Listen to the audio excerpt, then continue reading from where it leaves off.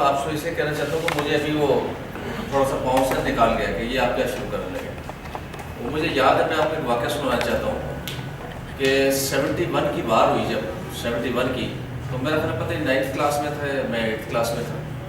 तो हमारा एक किराएदार होता था यहाँ पर, वो मैं पता नहीं अभी स्कूल से आया था तो उसने एक आते छोड़ दी कि जी इंडिया ने लाहौर को कैप्चर कर लिया और जल्दी जल्दी आप सामान बांध लें, आपके बुक इधर है नहीं।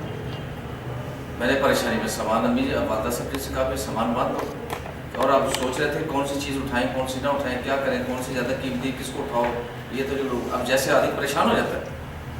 सारा सामान बांध लिया। अब मैं अपने बुक के इंतजार में था तो उसने कहा कि लाहौर कैप्चर हो गया। मैंने कहा पता नहीं इंडियन फौज आ गई इधर। उसने पता हबड़ तबड़ इस तरह मुझे, किराएदार था हमारा, वो सामान बांधा हुआ था। उसके बाद हम बिल्कुल तैयार थे, मैं भी, वालदा भी, छोटा भाई भी, सिस्टर भी, कि भी अब यहाँ से जा रहे कहीं जाना पड़ेगा अभी छोड़ के। तो वो वाले साहब आए तो उन्होंने हैरान हो गए, पूछा क्या हुआ है। मैंने कहा वो हमारा जो किराएदार है उसने कहा कि इंडिया ने लाहौर को फतह कर लिया है और इसलिए आप अपना सामान बांधे जो ज़रूरी चीज़ चाहिए।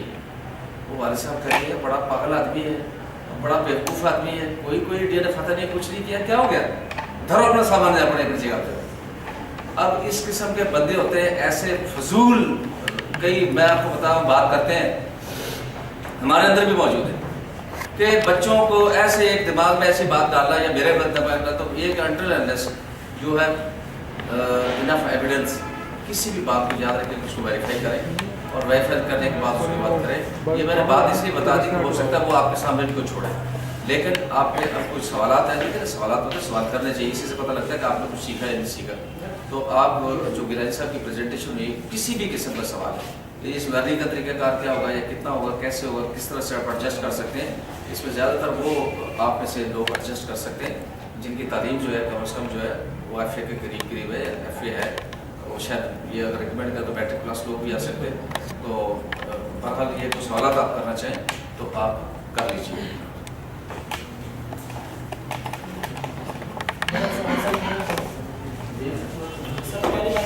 टेलीमार्केटिंग के लिए कंप्यूटर स्किल्स होनी चाहिए।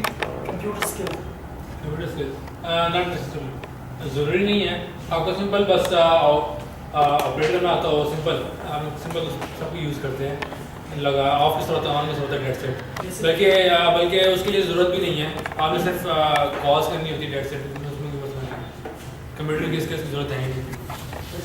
इंग्लिश टॉफल वगैरह इंग्लिश कोर्सेज वगैरह, स्पीकिंग कोर्सेज वगैरह।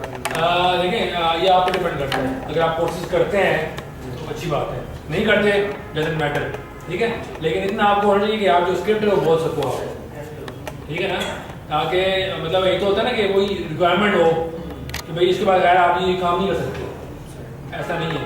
आप किसी भी टेली मार्केटिंग फॉर्म में जाते हो, किसी भी कॉल सेंटर में जाते हो, तो आप 2-3 सवाल पूछते हैं इंग्लिश में, ये भाई ये बंदा बोल लेगा कि नहीं बोल लेगा, ठीक है। आप टूटी फूटी इंग्लिश बोल लेते हो ना, तो अगर वो प्रोडक्ट ऐसा है कि अभी वो उसमें चलती है वो इंग्लिश, तो वो कहेगा भाई ठीक है कल से आ जाओ, ठीक है ना। खाली आप बस शो करो उनको भी कि आप में स्किल्स है, आप कर सकते हो, एक एटीट्यूड दिखाओगे भी मैं कर सकता हूँ ये काम, ठीक है ना। इंटरव्यू देने का भी तरीका है, वो अब आप ज़रा कॉन्फिडेंस तरीके से दोगे तो डेफिनेटली उसकी क्वेश्चन उसकी जरूरत नहीं पड़ती। आप सिर्फ इंटरव्यू दो या सिंपल बताओ कि भी मैं कर सकता हूँ ये काम और कर सकता हूँ।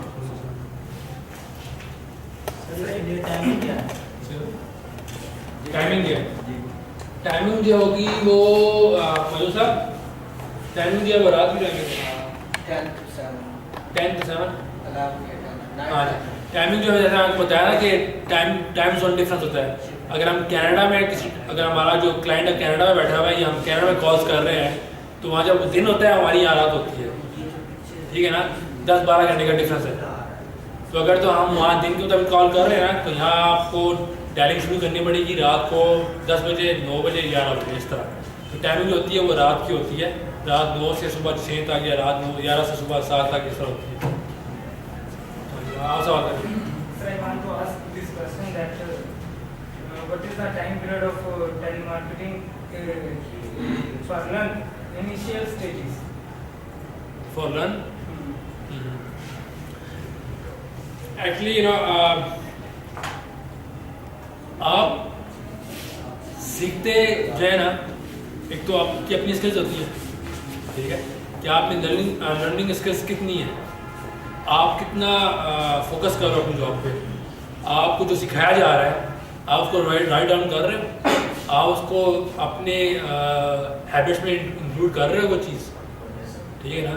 तो अगर तो आप सीखने की इंग्लिश सीखने की बात कर रहे हो, इंग्लिश सीखने की बात कर रहे हो, हाँ, work of telemarketing work drawing वो डिपेंड करता है प्रोडक्ट पे। वो आपको ट्रेनिंग दी जाती है भाई कि ये हफ्ते की ट्रेनिंग है, इस हफ्ते में आपको ट्रेनिंग दी जाएगी, ये चीज़ होती है इस प्रोडक्ट के अंदर, ये इस तरह काम करती है, ये इस तरह काम करेगी। कस्टमर अगर आपसे पूछे आपने ये बोल रहे हैं तो वो सारी ट्रेनिंग होती है पहले, उसके बाद आपको कॉल की जाती है कि भाई अब आप कॉल कर सकते हैं। आज से भी मॉक एक होता है, मॉक कॉल का ऑप्शन, एक वर्ड यूज होता है, phrase mock call. Mock call होती है कि भाई आप कस्टमर को कॉल करने से पहले ट्रेनिंग कॉल्स करते हो अपने कॉल सेंटर के अंदर ही, अपने सुपरवाइजर के साथ या किसी के साथ भी, कि आप जो कस्टमर सवाल पूछ सकते हैं उस सुपरवाइजर आपसे वो सवाल पूछता है, आप भी जवाब देते हो उसको, ठीक है ना। तो हर कॉल सेंटर में हर प्रोडक्ट के मुताबिक ट्रेनिंग डेज होते हैं कि ये प्रोडक्ट जो है वो इतने दिन में ट्रेनिंग दी जाएगी, इस प्रोडक्ट की इतने दिन में ट्रेनिंग दी जाएगी। तो डिपेंड करता है। अगर आप ये जो प्रोडक्ट स्टार्ट कर रहे हैं, ये जो प्रोडक्ट का, तो ये मैक्सिमम आप जो है वो 3-4 दिन में सीख लोगे मसला नहीं। वो पैकेजेस है कि भाई ये पैकेज इतने का बिकेगा, ये पैकेज इतने का बिकेगा, अगर आप कस्टमर हमसे इतना खरीदे हम इतना डिस्काउंट दे सकते हैं, डेट सेट।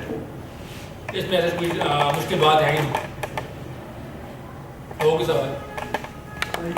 प्रोजेक्ट होता है जिसको लिमिटेशन पीरियड होता है, मतलब हाँ जी, देखो प्रोजेक्ट जो बेसिकली कॉन्सेप्ट है प्रोजेक्ट का ना, प्रोजेक्ट की जो डेफिनेशन आप देखें ना तो वो है कि एक खास टाइम पीरियड से शुरू होता है, उसके खास गोल्स होते हैं, वो गोल अचीव करने के बाद एक खास टाइम पीरियड बाद बंद हो जाता है, ठीक है।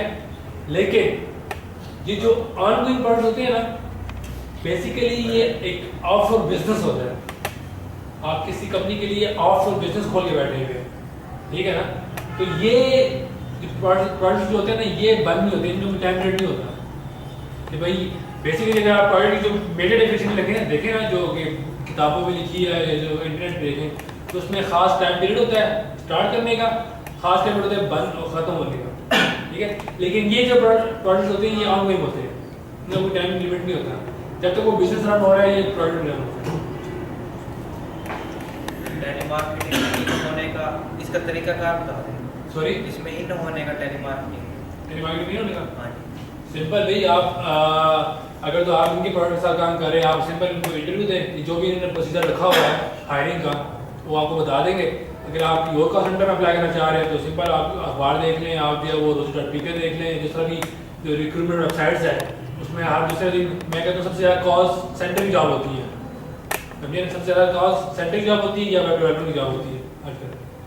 तो आप किसी भी उसमें अप्लाई करें, आपको कॉल आ जाएगी, आप इंटरव्यू दें, आप इंटरव्यू दे के पास हो जाए,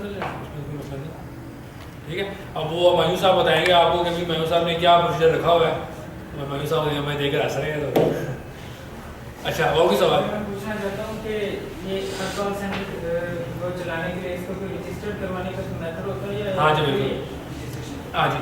ये एक वो है, एक बोर्ड है पाकिस्तान की तरफ से, मुझे पूरा नाम तो याद नहीं है लेकिन पाकिस्तान सॉफ्टवेयर एक्सपोर्ट बोर्ड इसका कोई नाम है, इसे बोलते हैं पाकिस्तान सॉफ्टवेयर एक्सपोर्ट बोर्ड। तो जो सॉफ्टवेयर जो खोलने के लिए ज़रूरत पड़ती है ना, ये सॉफ्टवेयर खोलने के लिए जो रजिस्ट्रेशन करानी पड़ती है, सेम रजिस्ट्रेशन करानी पड़ती है कॉल सेंटर के लिए। इनका कोई अपना बोर्ड नहीं है फिलहाल, ये IT डिपार्टमेंट जो IT बोर्ड है ना उसके अंदर डील होते हैं, टेलीकम्युनिकेशन के अंदर डील होते हैं, ठीक है। तो जो ऊपर से जो सबसे ऊपर डील करता है इसको ये जो है वो Pakistan software export board deal करता है इसको, और इसकी रजिस्ट्रेशन करानी पड़ती है।